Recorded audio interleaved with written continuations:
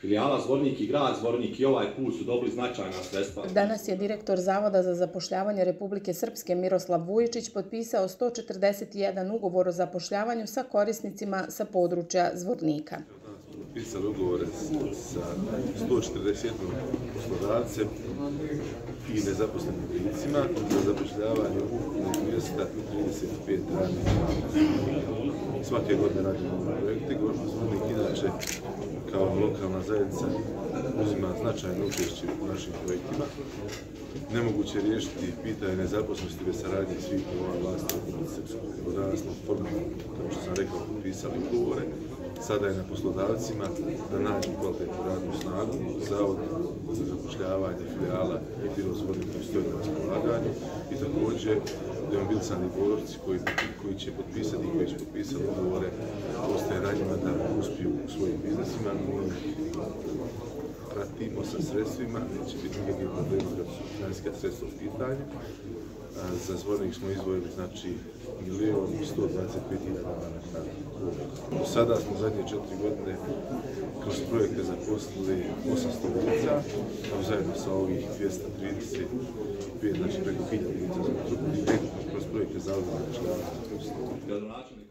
Zavod za zapošljavanje Republike Srpske odobrio je sredstva po programima sufinansiranja zapošljavanja i samozapošljavanja za 2022. godinu, a za grad Zvornik je izuzetno značajno svako novo radno mjesto, smatra gradonačelnik Zoran Stevanović.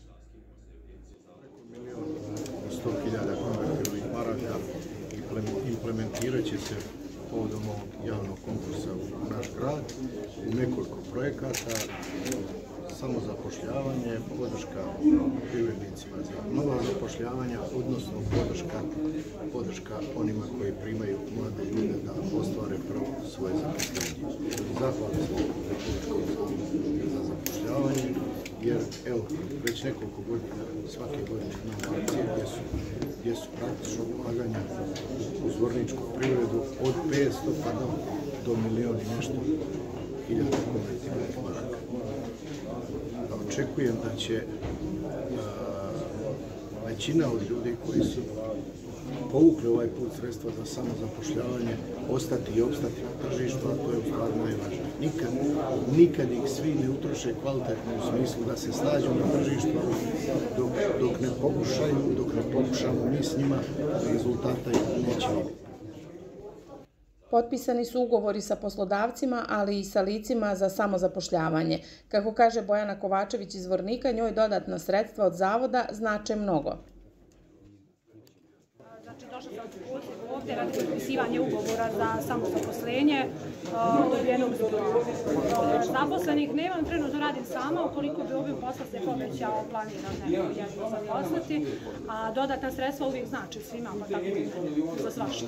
A pa ja sam klasični krojač, s tim što sam umjetnički nastrojena, pa pravim svašta nešto, mimo klasični krojački. Za grad Zvornik u ovom pozivu izdvojeno je 1.125.000 konvertibilnih maraka. Na listi biroa za zapošljavanje u Zvorniku evidentirano je 3.800 nezaposlenih lica, dok taj broj u Republici Srpskoj iznosi 69.000. Ministarstvo rada i boračko-invalidske zaštite i Zavod za zapošljavanje Republike Srpske realizuju program finansiranja zapošljavanja i samozapošljavanja djece poginulih boraca, demobilisanih boraca i ratnih vojnih invalida Vojske Republike Srpske u 2022. godini zajedno do posla. Program zapošljavanja i samozapošljavanja ciljnih kategorija u privredi u 2022. godini, program podrške zapošljavanja mladih sa visokom stručnom spremom u statusu pripravnika u 2022. godini i program podrške privredi putem povrata uplaćenih poreza i doprinosa za novo zapošljavanje radnika.